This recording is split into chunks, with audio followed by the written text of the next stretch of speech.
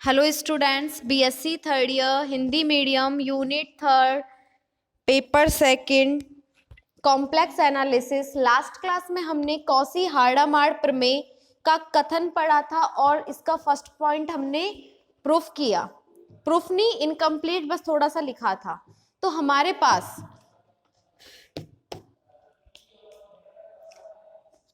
Cauchy हार्डामार्ड का formula है 1/r equal to limit n tends to infinity supremum of an की power 1/n। क्या है? सुप्रीमम ऑफ मॉड्यूलस an की power 1/n। First point में हमें गिवन है कि मोड z की वैल्यू r से लेस देन है। क्या गिवन है? कि जो मोड z है वो लेस देन है r से। इन दोनों के बीच में मैं एक संख्या मानती हूं, लिखेंगे माना रो इस प्रकार है कि, या रो का अस्तित्व इस प्रकार है कि mod z is greater than rho is less than r। तो क्या किया? इन दोनों के बीच में मैंने रो को इस तरह विद्यमान किया है, इस तरह उसका अस्तित्व है कि मोड z से तो उसकी वैल्यू ग्रेटर देन है, लेकिन r से उसकी वैल्यू लेस देन है। अब यहां पर मुझे रो और r से, रो क्या है? r से लेस देन है। अगर मैं इसको 1/n में करूंगी तो क्या होगा? 1/, रो की वैल्यू 1/r से ग्रेटर देन हो जाएगी। क्लियर? इसके बाद समीकरण 1 से, और समीकरण 1 क्या थी हमारी? जो उसका फॉर्मूला था।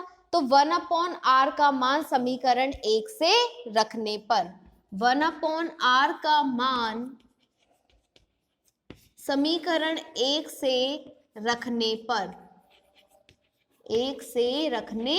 पर, इट मीन्स 1/रो is greater than limit n tends to infinity supremum of modulus an की पावर 1/n। इस सुप्रीमम का मीन्स क्या होता है? उच्चतम, सबसे अधिकतम मान। तो मतलब हमें an का जो सबसे अधिकतम मान है वो लेना है। इट मीन्स जो 1/रो है वो ग्रेटर देन है मॉड्यूलस an की पावर 1/n से। यहां तक नोट करो।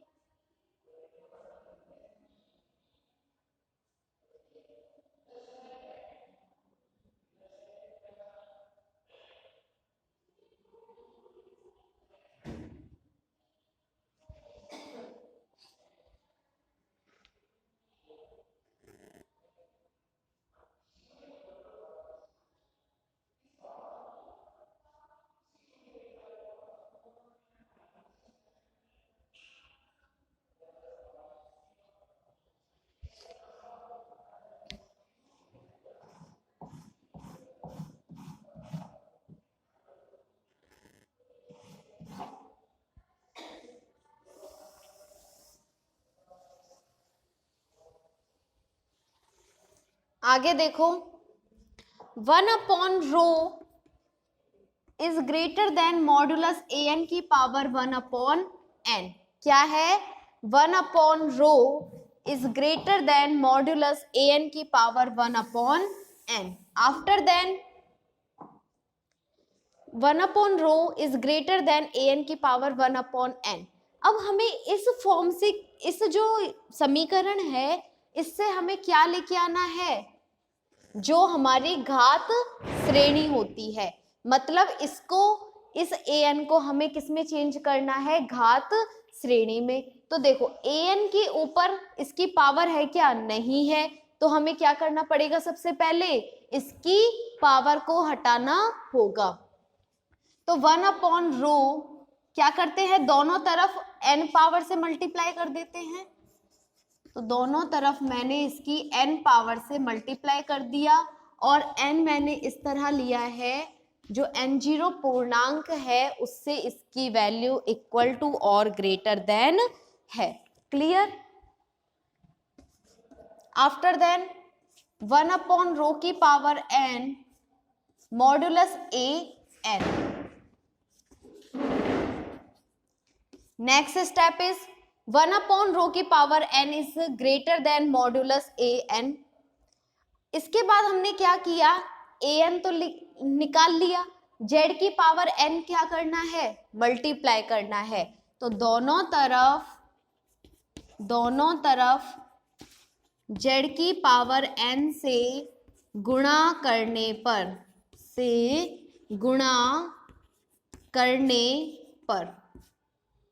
तो दोनों तरफ हमने क्या करा, z की पावर n से गुणा किया,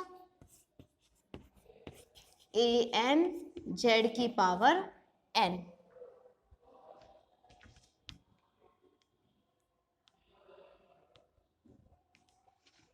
मोड zn से करो, और इसके लिए क्या है, जो n है वो n0 के इक्वल या उससे ग्रेटर देन है।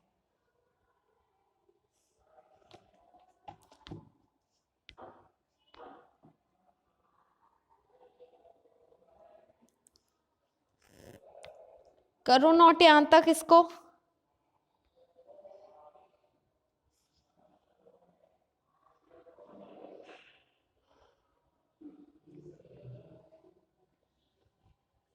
तो नेक्स्ट स्टेप में क्या होगा, मोड z और 1/रो की पावर क्या है, n है।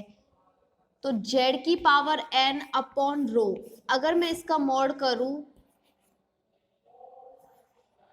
तो इसकी वैल्यू an z की पावर n से क्या होगी, ग्रेटर देन होगी। क्लियर? नेक्स्ट लाइन में लिखोगे आगे,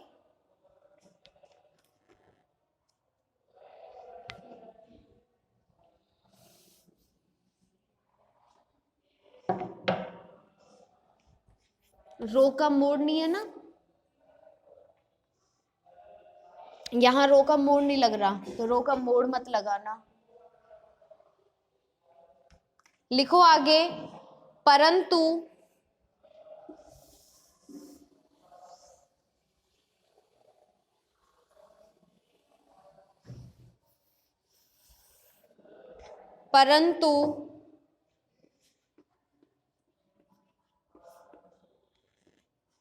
n equal to 0 to infinity mod z upon rho एक गुणोत्तर श्रेणी है, एक गुणोत्तर श्रेणी है।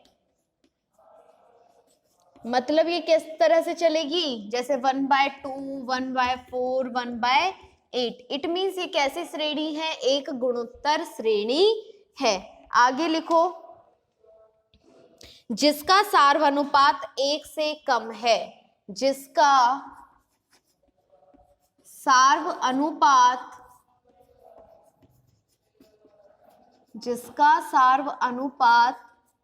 1 से कम है। अब हमें कैसे पता कि इसका सार्वनुपात 1 से कम होगा? तो देखो, हमने जब इस क्वेश्चन को स्टार्ट किया था, यानी कि तो हमने क्या लिखा था, जो मोड z है उसकी वैल्यू क्या है, रो से लेस देन है। इट मीन्स ये हमने नोट किया था। तो अगर मैं रो से दोनों तरफ डिवाइड करूं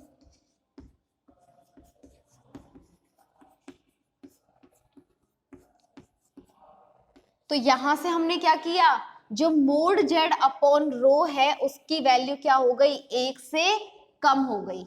समझ आ गया हमने कहां से बताया है कि इसका सार्वनुपात 1 से कम है। अतः यह अभिसारी श्रेणी है, और जब इसका मान 1 से कम होता है मतलब एक परिमित मान आएगा, और परिमित मान आएगा तो ये श्रेणी कैसी हो जाएगी, अभिसारी। लिखो, अतः यह अभिसारी श्रेणी है। अतः यह अभिसारी श्रेणी है। जब यह एक अभिसारी श्रेणी है तो तुलनात्मक परीक्षण से अब मैंने यहां से मिटा दिया, ये वैल्यू किसके इक्वल आई थी आपकी, अब मोड एंड जेड की पावर एन के, मतलब अतः तुलना परीक्षण से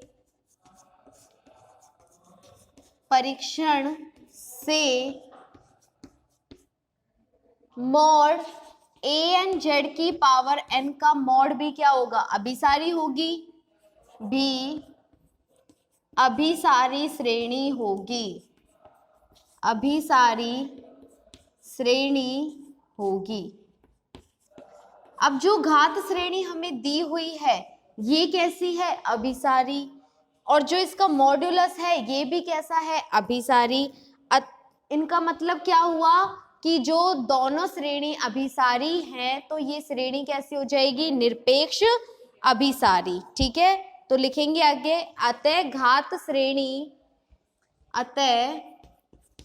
घात श्रेणी समेशन ए एन जेड की पावर एन निरपेक्ष अभिसारी होगी, निरपेक्ष अभिसारी होगी। और हमारा इसी के साथ तो जो फर्स्ट पॉइंट था वो क्या हो गया, प्रूफ हो गया।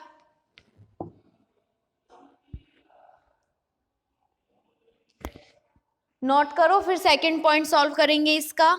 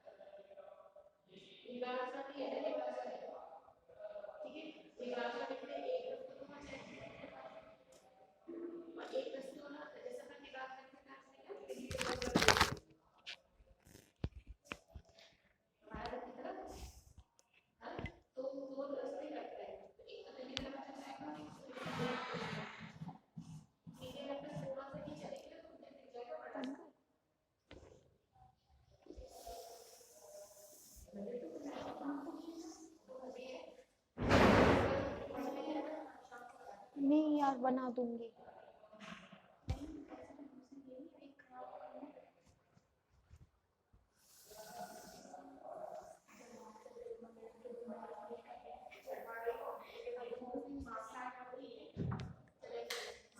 तो यार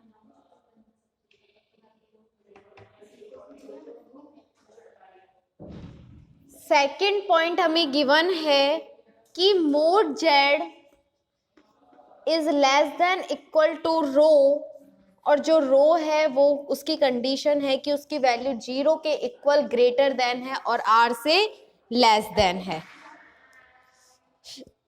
तो लिखेंगे इसमें हम रो डैश का चयन इस प्रकार करते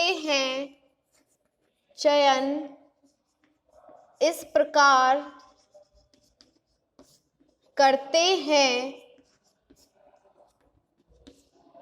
कि अब देखो हमने एक क्या लिया, रो डैश संख्या ली और वो इस प्रकार विद्यमान है कि जो रो डैश है वो रो से तो क्या है, कम है। मतलब इन दोनों के बीच में हमने एक संख्या ली है, तो क्या ले लिया हमने, रो डैश ले लिया, जिसकी वैल्यू रो से कम और आर से ग्रेटर देन है। मतलब आर हमने कहां तक मान लिया, इन्फिनिटी तक मान लिया, तो जो रो डैश है वो कहां हो गया, इन्फिनिटी की ओर। क्लियर। अब यहां पर हम क्या करेंगे, रो डैश की वैल्यू को कैलकुलेट करेंगे और हमें क्या दिया हुआ है,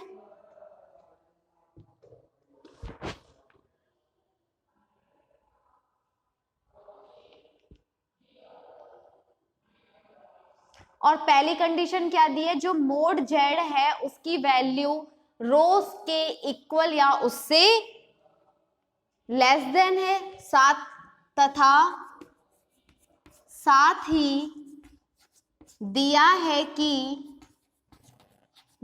है mod Z is less than equal to rho. और जो ये रो है इसके बीच में कौन सी संख्या है, रो डैश है। तो हम लिख सकते हैं कि इस मोड जेड और इस रो के बीच में एक संख्या रो डैश इस प्रकार है कि जो रो डैश है उसका मान मोड जेड से तो ग्रेटर देन और रो से क्या हो जाएगा, लेस देन हो जाएगा। अब हम क्या करेंगे, इन दोनों की तुलना करेंगे। क्या करेंगे, सबकी तुलना करेंगे। अब हम तुलना किस तरह से करते हैं, जैसे हमने फर्स्ट पॉइंट में किया था 1 अपॉन करके, तो यहां भी हम क्या करेंगे, 1 अपॉन करेंगे। तो देखो यहां पर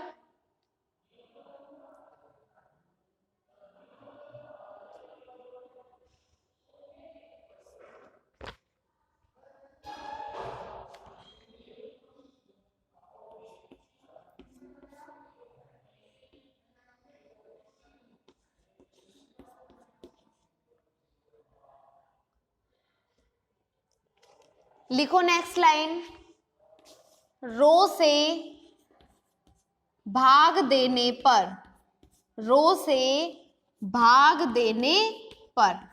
अब हम क्या करेंगे, इस पूरी इक्वेशन में रो से भाग देंगे, और जब हम रो से भाग देंगे तो mod Z upon rho is less than equal to rho dash upon rho is greater than 1। तो क्या हो गया, mod Z upon rho less than equal to rho dash upon रो।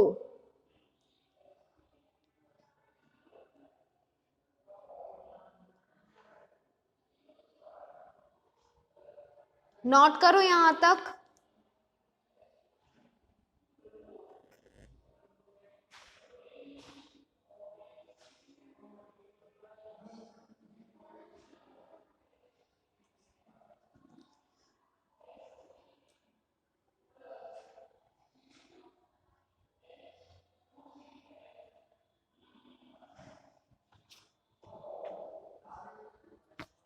कर लिया, आगे देखो।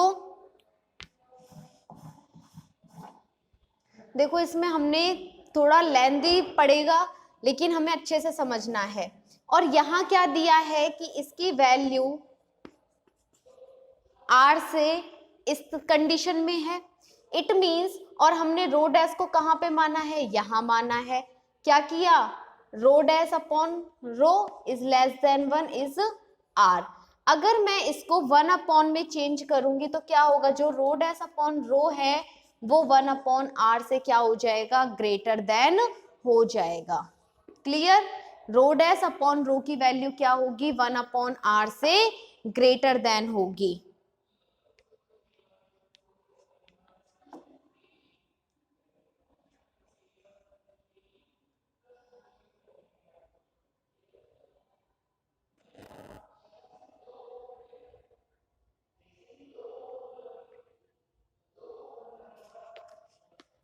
तो क्या कंडीशन हुई, rho dash is less than equal to rho is less than R. तो मैंने क्या किया, इस रो से इस इक्वेशन को डिवाइड किया, और जब मैं रो से डिवाइड करूंगी तो रो डैश अपॉन रो, और इसको क्या किया, प्रोपोर्शनल में चेंज किया।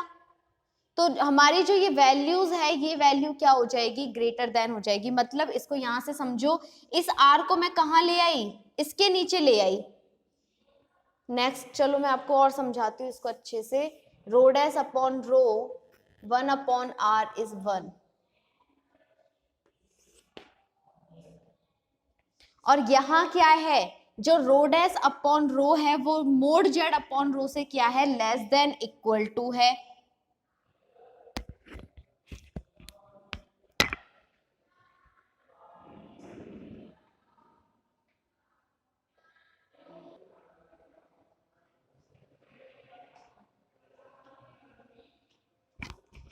तो देखो इस पॉइंट को हम दोबारा समझते हैं, क्योंकि इसमें थोड़ा लेंथी है और थोड़ा मुझे भी डाउट है, पता नहीं आपकी बुक में गलत है या फिर कैसे। मैं इसको दोबारा आपको समझाती हूँ। तो यहाँ हमें क्वेश्चन में दिया है कि जो मोड जेड है वो रो से लेस देन इक्वल टू है, और इसी के साथ दिया है कि इसकी वैल्यू क्या है, 0 से less than equal to rho is great less than r।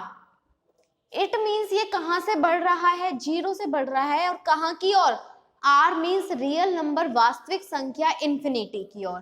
अब आपकी इस बुक में थोड़ा सा किस तरह से दिया है वो समझते हैं। देखो एक बार, मोड जेड को अगर मैं इन दोनों के बीच में मैंने एक संख्या रो डैश इस प्रकार मानी कि उसका मान किसके, जेड, जो मोड जेड है उससे तो ग्रेटर देन इक्वल टू है, लेकिन जो रो है, मतलब इन दोनों के बीच में मैंने एक नंबर माना है, एक संख्या मानी है, और वो संख्या मैंने क्या मानी है, रो डैश मानी है। अब जब संख्या मैंने रो डैश मानी है तो क्या किया, तो देखो मोड जेड अपॉन रो, रो से भाग दे दिया, तो रो से भाग देने पर रो डैश अपॉन रो आएगा। ठीक है, क्या आ जाएगा, रो डैश अपॉन रो, और दोनों तरफ मैंने इनकी पावर n लगा दी, ये भी ठीक है। क्यों, क्योंकि हमें मोड जेड की पावर n चाहिए। हमारी घात श्रेणी क्या होती है, an जेड की पावर n। तो मोड जेड तो हमारे पास था, उसकी पावर n लगा दी। अब क्या करें, an से मल्टीप्लाई कर देंगे,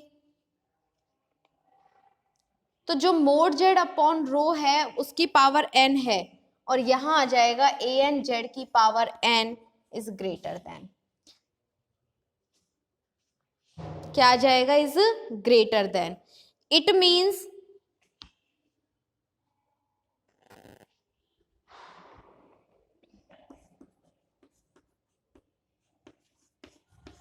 देखो अब,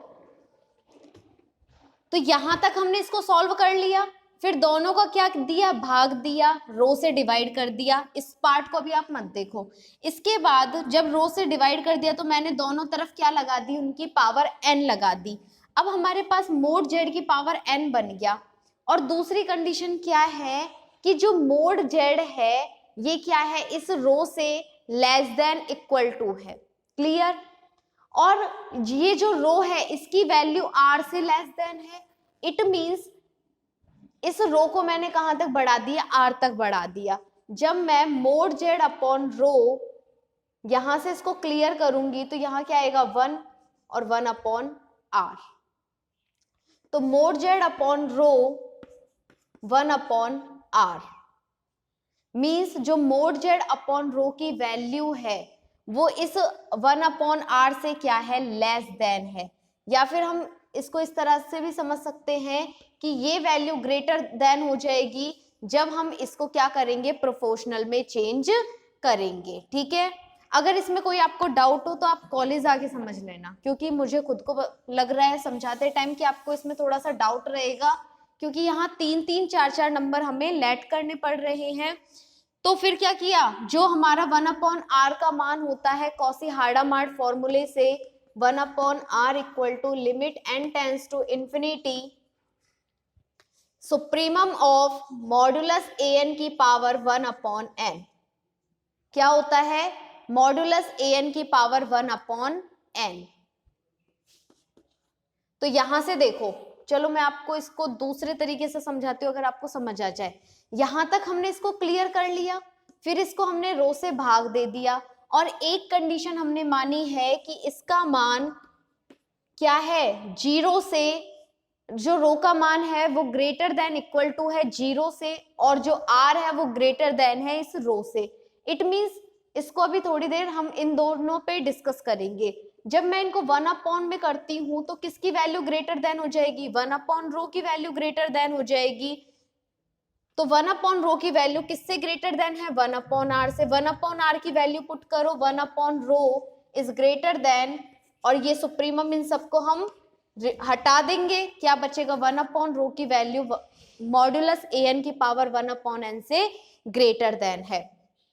ये कंडीशन हमने निकाल चुके हैं पहले ही। अब क्या करना है, जो ये दोनों तरफ क्या किया, मोड z की पावर n से मल्टीप्लाई किया।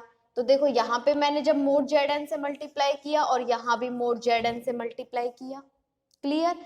इस n को हटाने के लिए इस n को हम पहले ही रिमूव करेंगे। तो क्या था हमारे पास यहाँ पर 1 अपॉन रो an की पावर 1 अपॉन n, और हमें पावर सीरीज में क्या चाहिए, an z की पावर n। तो an z की पावर n, an की पावर क्या है, कुछ भी नहीं है, मतलब 1 है। तो दोनों तरफ n से गुना करने पर कर दिया। आफ्टर देन मोड z की पावर n से गुना करेंगे तो मोड z की पावर n, रो की पावर n और an z की पावर n। तो ये मोड z रो की पावर n क्या है, ग्रेटर देन है। फिर क्या किया, यहां से इन दोनों समीकरणों की तुलना करी। क्या करा, इनकी तुलना करने पर तुलना करी तो जो ये समेशन पावर सीरीज है ये क्या है, लेस देन है। तो हमने इसको लिखा an z की पावर n लेस देन हो गई किससे, मोड z की पावर n अपॉन रो की पावर n से, और ये लेस देन है रो डैश अपॉन रो की पावर n से। अब ठीक है आपका, इस तरह से आप नोट करो, बुक में बिल्कुल शॉर्ट में और बहुत अजीब सा दिया हुआ है। आप देखो, मैं दोबारा समझाती हूँ, इस पॉइंट को क्लियर होना जरूरी है। आपको ये क्वेश्चन में दिया है, जो इसका सेकंड पॉइंट है वो क्या है कि mod z is less than equal to rho. Clear. और साथ में दिया है कि जो 0 is less than equal to rho is less than equal to r। तो हमने रो डैश का चयन इस प्रकार किया है कि जो रो डैश है वो इन दोनों संख्याओं के बीच में है। कहाँ है, इन दोनों संख्याओं के बीच में है। फिर इनमें मैंने इस पूरी लाइन में मैंने रो से भाग दिया और हमारे पास एक इक्वेशन आ गई। इस इक्वेशन को हमें कुछ नहीं करना, एज इट इज लिख दो। अब क्या किया, दूसरा हमें दिया है जो रो है वो r से लेस देन है, रो r से लेस देन है। जब 1 अपॉन में करेंगे तो रो क्या हो जाएगा, ग्रेटर देन हो जाएगा। कॉसी हार्डामार्ट फॉर्मूला हम जानते हैं, तो जो 1 अपॉन रो की वैल्यू है वो क्या होगी, यहाँ पे हमने क्या किया, 1 अपॉन r का मान रख दिया कॉसी हार्डामार्ट से, तो इस मान को मैंने यहाँ रख दिया। क्या आया, an की पावर 1 अपॉन n। तो दोनों तरफ n की घात से गुना किया, उसके बाद मोड z की पावर n से गुना किया, मोड z की पावर n से गुना हो गया। इन दोनों की हमने क्या करी, तुलना करी, और दोनों की तुलना करेंगे तो हमारे पास ये इक्वेशन आ जाएगी। यहां तक नोट करो और इसी तरह से नोट करो ताकि आप लोगों को दोबारा रिवाइज करो तो समझ आ जाए। और बुक को बिल्कुल भी मत देखना क्योंकि उसमें तो बहुत शॉर्ट फॉर्म में आपको डायरेक्ट ये इक्वेशन लिख दी। हमने क्या किया, दोनों कंडीशन को फॉलो किया, उनसे कॉसी हार्डामार्ट फॉर्मूला जो सूत्र है उसको लगाया और दोनों की तुलना करी, और तुलना करने के बाद हमारे पास ये मान आएगा। लिखो इसको।